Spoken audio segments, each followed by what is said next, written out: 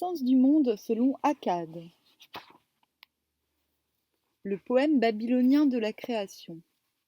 Les peuples de langue sémitique installés en Mésopotamie recueillirent les conceptions religieuses de Sumer sans abandonner cependant leur propre tradition. Il ne faut donc point s'étonner si, dans leurs œuvres, issues de ce travail de syncrétisme, les acteurs portent le plus souvent des noms sumériens, si l'enseignement qui s'en dégage rappelle celui des écoles théologiques sumériennes. Date et composition du poème. C'est le grand poème Enuma Elish, ainsi nommé par les Babyloniens eux-mêmes d'après ses premiers mots, lorsqu'en haut, qui synthétise avec le plus d'ampleur ces divers courants de la pensée cosmogonique akkadienne. L'œuvre comprend 7 tablettes d'une longueur moyenne d'environ 150 vers. Mais elle ne nous est pas parvenue d'un seul tenant. Elle a pu être reconstituée grâce à de nombreux fragments de tablettes cunéiformes provenant principalement d'Assur, de Kish, de Ninive et de Sippar. Ces fragments sont d'âge très variable. Les plus anciens datent du IXe siècle avant J.C., les plus récents du IIe siècle avant J.C., mais divers indices permettent de croire que la rédaction primitive remonte à l'époque de la première dynastie babylonienne du XIXe au XVIIe siècle avant notre ère. La langue du poème, en effet, s'apparente au dialecte babylonien ancien. La métrique est également assez caractéristique de cette époque, et le but même visé par les auteurs correspond à l'œuvre religieuse réalisée par cette dynastie qui fit, de Marduk jusqu'à leur simple dieu local, le chef incontesté du panthéon babylonien. Objet du poème. L'objet de l'Enuma Elish, en effet, est l'exaltation du dieu Marduk, qui, par sa victoire sur les divinités primitives, Tiamat et sa troupe de monstres, a pu mener à terme la création et l'organisation du cosmos. Moi, je ne comprendrai jamais pourquoi on veut organiser le cosmos. Les péripéties du combat, les diverses étapes de l'aménagement de l'univers, sont relatées sous forme d'un poème épique, se terminant par un long hymne à la gloire du vainqueur. Mais ces caractéristiques formelles ne rendent pas totalement compte de sa portée réelle.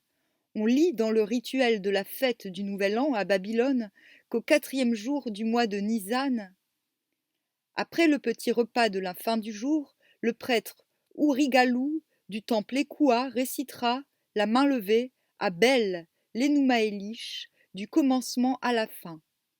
Tant qu'il récitera l'Enuma Elish à Bel, le devant de la tiare d'Anu et le trône d'Enlil resteront couverts. Donc Bel, ouais, Bel, c'est peut-être Bal, comme dans Héliogabal. Alors, l'Enuma Elish faisait donc partie intégrante du rituel de la fête et des cérémonies comportaient même la représentation symbolique de certains épisodes. Aussi, René Labatte a-t-il pu écrire que cette œuvre fut à la fois pour les Babyloniens un hymne, un rituel, un drame liturgique joué, un traité d'astronomie et un livre hermétique. L'analyse détaillée du poème et de ses implications religieuses déborde donc largement l'étude des traditions cosmogoniques babyloniennes. Seules ces traditions seront retenues ici. Apsu et Tiamat. Au commencement, il n'existait ni ciel ni terre, ou pour reprendre la phraséologie ancienne qui admet l'identité du nom et de la chose signifiée, ni le ciel ni la terre n'avaient de nom. Il ne s'agit pas ici de l'efficace du verbe créateur. L'action du verbe ne s'est pas manifestée dans la création du cosmos, mais dans certains épisodes magiques. Au début de la tablette 4, par exemple, Marduk fera apparaître et disparaître un vêtement, à son commandement. Trop fort. Seule une matière indifférenciée s'étendait de toute éternité, les eaux primordiales. De leur masse se dégagèrent deux principes élémentaires, Apsu et Tiamat, sur la nature desquels nous sommes renseignés par d'autres sources. Apsu, considérée comme une divinité masculine, représente la masse d'eau douce sur laquelle flotte la terre. Intéressant. Il prend sa source à l'Orient, près des montagnes du Soleil, et entoure le monde comme un fleuve circulaire. C'est lui qui alimente nos cours d'eau. Quant à Tiamat, elle n'est autre que la mer, en babylonien Tamtu, Tiamtu, l'abîme d'eau salée d'où sortent toutes les créatures. C'est une divinité féminine, mais certains commentaires en donnent une image plus complexe. Un texte d'Assur précise qu'elle a 4 yeux et 4 oreilles, ce qui signifie vraisemblablement qu'elle possède une nature 2 fois supérieure à celle des autres dieux. Marduk également sera dotée de cette double dimension, mais, en outre, elle est ici un être androgyne. Par le haut, poursuit le commentaire d'Assur, elle est belle. Par le bas, Nin-Lil. Nin-Lil est l'épouse du dieu Bel. Et Tiamat, qui participe de leurs deux natures, est donc à la fois mâle et femelle. Donc Bel signifie seigneur. C'est un des noms d'Enlil, dieu de la terre, identifié par les théologiens à Marduk. Et Tiamat, qui participe de leurs deux natures, est donc à la fois mâle et femelle. Plus étrange encore est la suite du commentaire. Un chameau est le fantôme de Tiamat. Bel lui a arraché les cornes. Il lui a coupé les cornes et arraché la queue. Mais du coup, Tiamat, elle me fait penser un peu au Baphomet. Sans doute, l'esprit d'un mort n'est-il pas le décalque du vivant.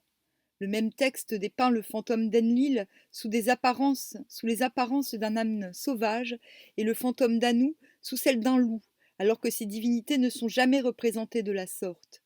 Mais si le fantôme de Tiamat ressemble à un chameau, ablation faite des cornes et la queue, ah bah ouais, qu'est-ce que je disais? On est enclin à supposer que dans la théologie du Kalou, les forces du chaos primordial seront assimilées aux enfers.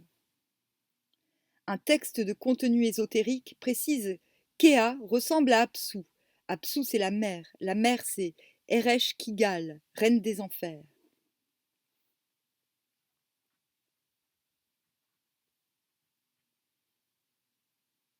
Sans attacher trop d'importance à ces textes ésotériques, aux allusions souvent obscures et qui se font l'écho d'autres spéculations théologiques, on ne doit pas oublier néanmoins que le poème de la création lui-même considère Tiamat comme un monstre. Elle est en effet appelée un koubou, c'est-à-dire un fœtus. Le fœtus expulsé avant terme pouvait devenir un démon malfaisant. Vu le nombre de femmes qui avortent, il doit y en avoir beaucoup des démons sur Terre. C'est pas un jugement. De nombreuses figurines représentant des démons ont le crâne bosselé, comme si leurs os n'étaient pas encore soudés. Comme les petits gris, par exemple. Tiamat est un fœtus, mais un fœtus de dimension cosmique. Elle est l'embryon du monde, et si la puissance divine à elle seule, indépendamment de sa nature propre, lui permettait de créer des monstres, il se peut que cette redoutable progéniture se soit ressentie d'une hérédité un peu lourde. Mais rien ne prouve péremptoirement qu'elle ait été un dragon, un serpent gigantesque. Cette conception est née des représentations figurées qui reproduisent fréquemment le thème de la lutte contre le dragon. Malheureusement, la Mésopotamie est la terre d'élection des dieux et des monstres, de sorte qu'aucune scène n'a pu être interprétée avec certitude. Seul le thème général est attesté. Il est tentant de croire que Marduk et Tiamat figurent sur tel ou tel cylindre. Nous ne pouvons dire lequel. Mummu. Mummu. À côté de Tiamat, l'Enuma Elish mentionne Mummu. S'agit-il d'un troisième personnage ou d'une épithète de Tiamat? Les deux hypothèses ont été avancées par les assyriologues, et l'on ne saurait affirmer que le problème soit tranché à l'heure actuelle. En rattachant le mot à la racine sémitique amou, parler, on a songé à faire de moumou une sorte de verbe, issu du couple Apsu et Tiamat. On a voulu en faire un créateur, en considérant son nom comme le redoublement de la racine sumérienne, mou, créer. Associé à l'eau douce et à l'eau salée, il aurait pu être la brume d'évaporation flottant sur les éléments primordiaux. Mais certains traducteurs sont revenus récemment à une conception ancienne, selon laquelle Moumou serait une épithète de Tiamat signifiant la mer. Dans ce cas, le mot serait indépendant du nom de messager d'Apsu. Intéressant. Quand je dis intéressant, c'est ironique. Alors, je continue ? Ouais. Les dieux primitifs. Apsu et Tiamat, les eaux douces et les eaux salées, tel est le couple primitif, d'où sont nés les autres dieux et les éléments du monde. Sur la seconde génération, l'Akmu, l'Akamu, nous ne savons pratiquement rien. Mais ce qui est remarquable, c'est que cette genèse semble être bien évolutive. Des âges passent, en effet, où s'élaborent les ébauches de Dieu.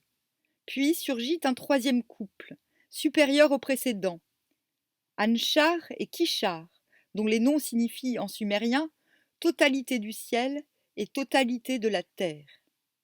Maintenant sont dégagés les principaux éléments du cosmos, mais non pas les grandes figures du panthéon classique. De longues années seront encore nécessaires à cet effet. Enfin, voici Anu, le dieu du ciel, qui peut rivaliser avantageusement avec ses pairs. À ce stade, un des termes du processus évolutif est atteint. Les dieux classiques sont là. Si le fils d'Anu, nous dit Mood, surpasse ses parents en sagesse et en force, il n'y a pas entre eux une différence de nature. Nous dit Mood est le reflet d'Anu, qui était l'égal d'Anshar. La différence est plutôt quantitative, et pour tout dire théologique. Les Babyloniens révéraient une triade suprême, voire plus haut, composée d'Anu, d'Enlil et d'Ea.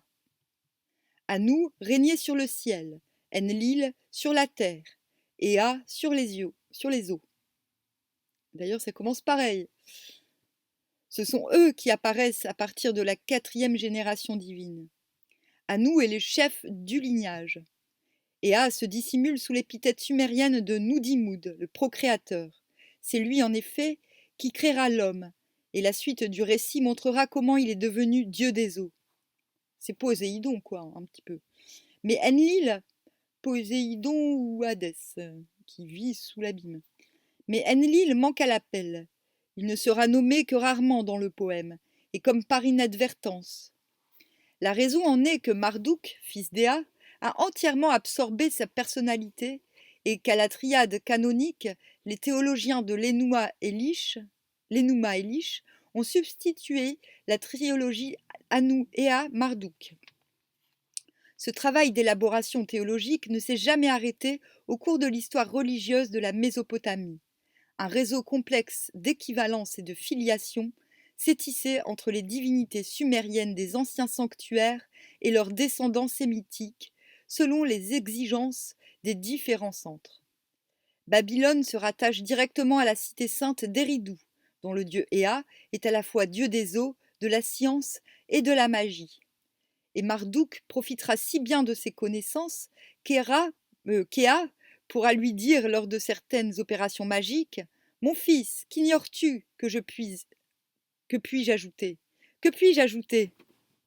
Ce que je sais, tu le sais aussi. » C'est l'étroite relation entre Babylone et Eridu qui explique l'ascendant d'Ea Nudimud dans l'Enuma Elish. Il est le précurseur du babylonien Marduk. Dans le nord de la Mésopotamie, les spéculations joueront en faveur du dieu national Assur, et Marduk, à son tour, disparaîtra des versions assyriennes. Hop.